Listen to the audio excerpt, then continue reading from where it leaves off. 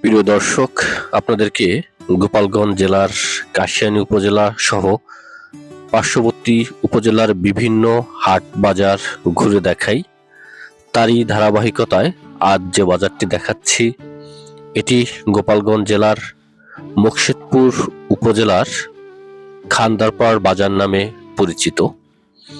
খান্দারপাড় মূলত কাশিয়ানী উপজেলার পার্শ্ববর্তী উপজেলার মুকশেদপুরের খুবই জনপ্রিয় এবং পরিচিত একটি বাজার। এই বাজারে সপ্তাহে দুদিন হাট মেলে। এর আশেপাশে বিল হয়। এই বাজারে প্রচুর দেশীয় মাছ পাওয়া যায়।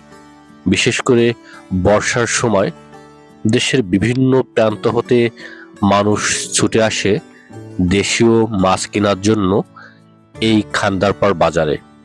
খান্দারপাড় ইউনিয়ন মুকশেদপুরের খুবই জনপ্রিয় ইউনিয়ন, সেই নামেই এই বাজার পরিচিত।